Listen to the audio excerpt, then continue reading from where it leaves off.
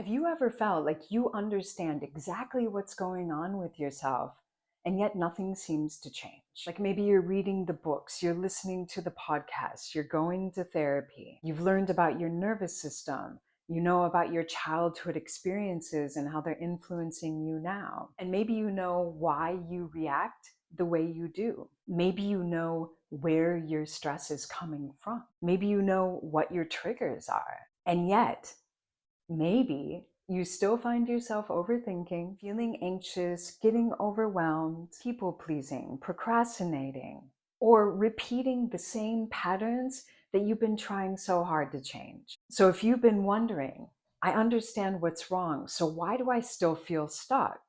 I'm here to look at the difference between understanding ourselves and actual healing. Healing meaning changing the patterns we want to change, and why insight alone isn't always enough for us to be able to create that change. Before we go any further, I want to be clear that self-awareness is absolutely valuable and vital. It can bring compassion to experiences that once felt confusing. It can point us to the parts of our lives that need our attention and our care. Information, awareness, and understanding are just the beginning, because knowing why you're anxious isn't the same as helping your body feel calm. And knowing why you struggle with boundaries isn't the same as setting them. Knowing why you're stressed isn't the same as feeling supported. And knowing where a pattern came from isn't the same as changing it. Insight can point us toward healing, but it isn't healing itself. And one of the reasons we can get stuck here is because understanding can become a substitute for experiencing. And this, of course, isn't intentional or because we're doing anything wrong. Many of us turn toward learning because we're genuinely trying to help ourselves. But thinking can often feel safer than feeling. It can be easier to analyze our emotions than to actually be with them. It can be easier to explain our stress than to actually feel the sensations of stress in our body. It can be easier to research healing than to actually practice it. And it can be easier to understand a wound than to create the conditions for that wound to heal. More podcasts, more videos, more insights, more information. And while this information can absolutely be helpful, we can get to the point where healing is asking for something more. It's asking for experience, for practice, for embodiment. So for example, maybe you know that you have a tendency to overwork. You might know that your nervous system struggles to slow down. You maybe know that you have a habit of ignoring your own needs. But healing begins when you notice these patterns in real time. So when you recognize tension building in your body, when you pause before saying yes to something that you actually want to say no to, when you allow yourself to rest without earning it, or when you learn to stay present with an emotion before immediately explaining it away. Healing isn't only understanding your pattern, it's developing the capacity to respond differently when those patterns arise. And this is where the nervous system becomes so important. So many of the challenges that so many of us are facing, like anxiety, overwhelm, chronic stress, emotional reactivity, they aren't only happening in our thoughts, they happen in our body. So while understanding can create awareness, awareness doesn't change the experience in the nervous system. So sometimes what we need isn't more information. We need rest. We need movement. We need breath. We need grounding or connection or support. And sometimes we need these experiences for the body to feel what the mind already understands. One of my favorite ways to think about this comes from the idea of digestion. Just as eating food isn't the same as digesting it, understanding yourself isn't the same as integrating what you have learned.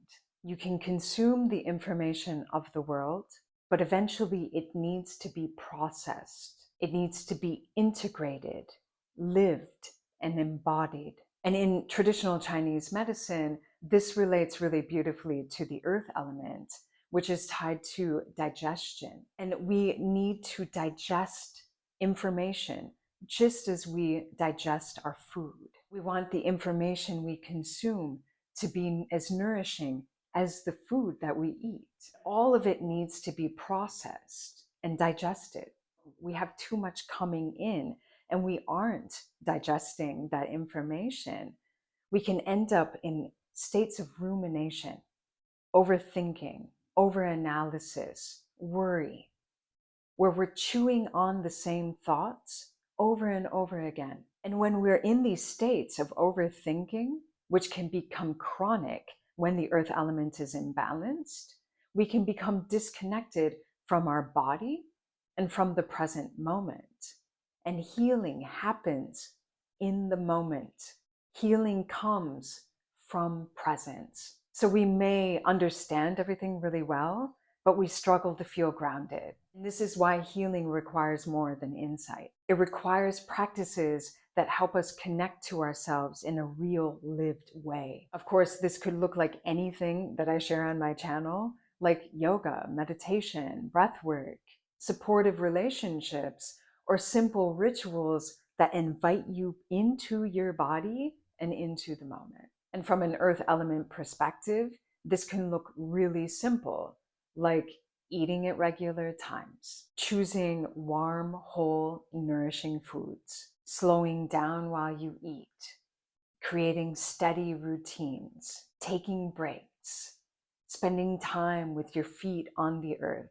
These practices may seem really simple, but they're usually where integration actually happens. Because healing isn't always about discovering something new. Sometimes it's about creating the conditions for what you already know to become a real lived experience. So if you've been feeling stuck despite understanding yourself, I want you to know that this doesn't mean that you're failing.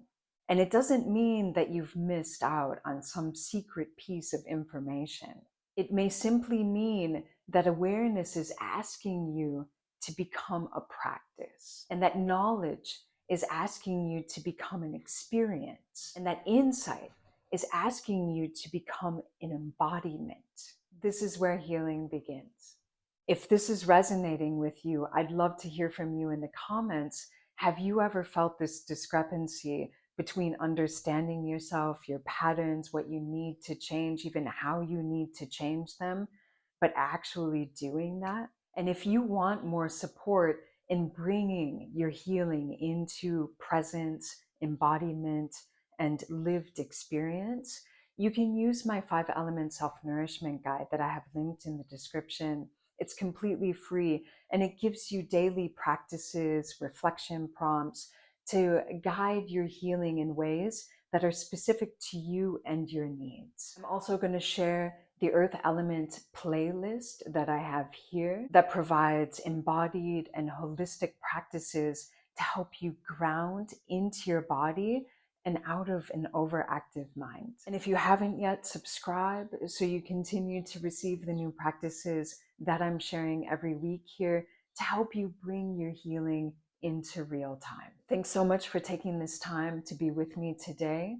I hope to see you in more practices here on YouTube.